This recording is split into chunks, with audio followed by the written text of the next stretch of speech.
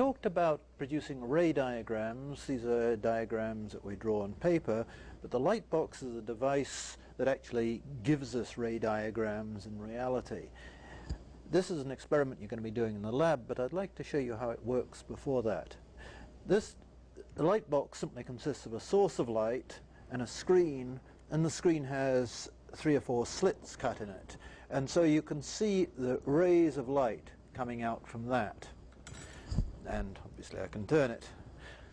Now we can use this with various optical components. It's 2-dimensional, not 3-dimensional, but the idea is exactly the same. So for example, I can put a prism here, and if we set the prism up like so, you see the rays of light come in, they are deflected by the first surface and deflected again by the second surface. So for example, that ray of light is deviated to become that ray of light. And similarly, that ray of light is deviated there to become that ray of light. In the case of a prism, if we have parallel incoming rays, as we do here, we have parallel outgoing rays there. One of the things we can see with this is that as we rotate this,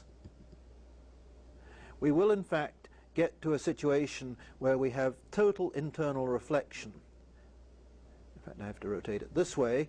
You'll notice here the rays of light are coming in, they are hitting this surface over here at above the critical angle, and so they're reflected from this surface and go out through that surface. So we actually have reflection reflected from that surface going out there, even though this isn't a mirror in the conventional sense. We're simply hitting that at above the critical angle.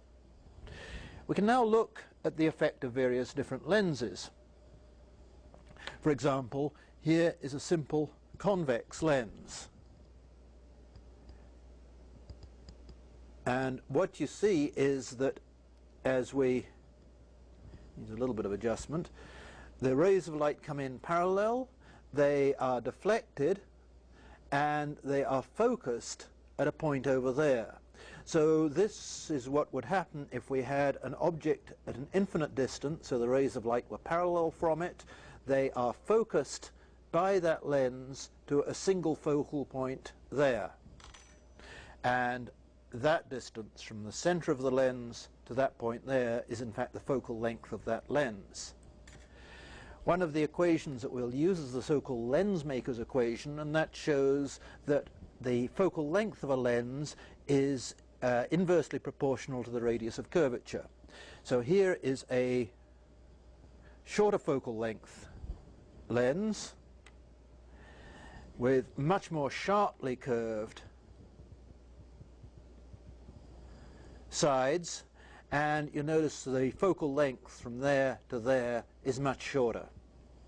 Those are convex lenses which produce a converging ray of light. This is a concave lens which produces a diverging system. So here again we have parallel rays of light coming in here, and the outgoing rays of light are diverging.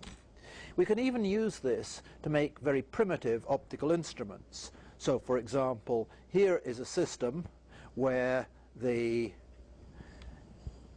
convex lens will produce converging rays of light. The concave lens will cause these to diverge, and in fact will probably give us a focus somewhere over here.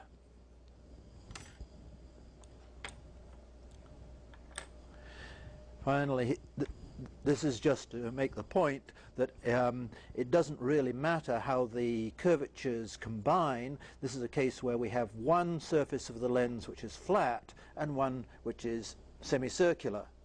And again, the rays of light come in parallel there, they're focused there, and they give you a single, quite sharp focus at that point. Part of the reason for showing you this one is because if I flip this lens round, you'll notice that in fact the rays of light don't come to a focus at a single point. In fact, I have one focus there and one focus there. This is because this does not happen for simple lenses. This lens is in fact rather more complicated. It's not a thin lens in the technical sense of the word, and what we're seeing here is an effect that's actually known as spherical aberration. It's a fault with all lenses, but in fact it becomes more extreme the larger the shorter the focal length of the lens and the larger the curvature of the lens.